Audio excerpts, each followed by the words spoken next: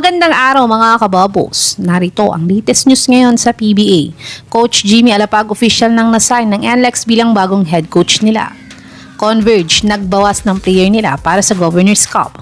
At star player ng TNT magbabalik sa kanila sa Governors Cup.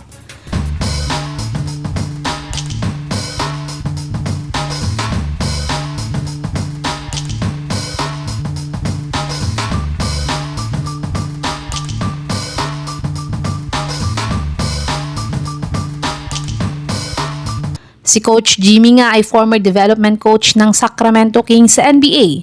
Pero nang magpalit ng coaching staff ang Kings last NBA season ay kasama nga siyang natanggal dito. Kaya't siya nga ay nawalan ng trabaho sa Amerika.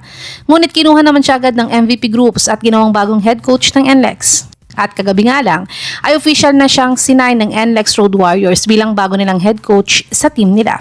Sa tingin niyo mga kababos, kaya na kayang pumasok sa semis or finals ng NLEX sa pagkuha nila kay Coach Jimmy Alapag bilang head coach ng NLEX? I-comment niyo na po yan sa baba.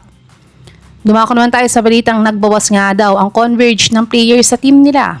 Ang Converge team nga ay isa sa may pinakaloaded na lineup sa PBA ngayon. Yun nga lang ay puro injury ang star players nila last conference at kulang pa sa chemistry kaya't hindi nga sila nakapasok sa PBA playoffs. At isa pa nilang naging problema last Commissioner's Cup ay na-late din silang nagpalit ng import. Pero ngayon nga ay kinuha nilang former import ng TNT na si Jalen Hudson. At ayon pa nga sa source to ay hindi na nga daw pinapirma ng extension contract si Kurt Rayson ng Converge at tuluyan na siyang pinakawalan sa free agency.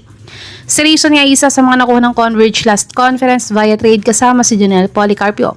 Kaya't good luck nga sa next journey mo, idol. Sana'y makahanap ka agad ng new team mo next conference.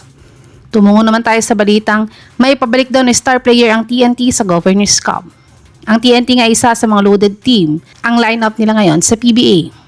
Dahil nasa may 15 to 20 players ang nasa may roster nila every conference. Dahil palagi nga may nai-injury sa kanila dahil 5 times na nga silang straight na nakakapasok sa PBA Finals. Sa 5 beses na nilang pumasok sa PBA Finals na sunod-sunod, ay 3 times silang nag-champion dito at 2 times namang natalo. At ayon nga sa Reddit sources Pin.ph ay maaari daw makabalik ang super import nilang si RHJ sa Governors Cup.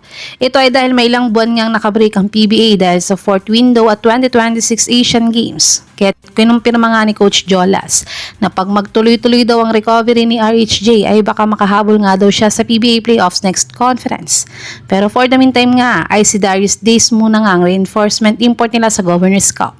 Sa tingin mga kababos, dapat bang ipilit ng TNT na ibalik si RHJ sa Governors Cup playoffs o pagpahingay lang nila siya hanggang mag-fully recover na lang siya bumalik?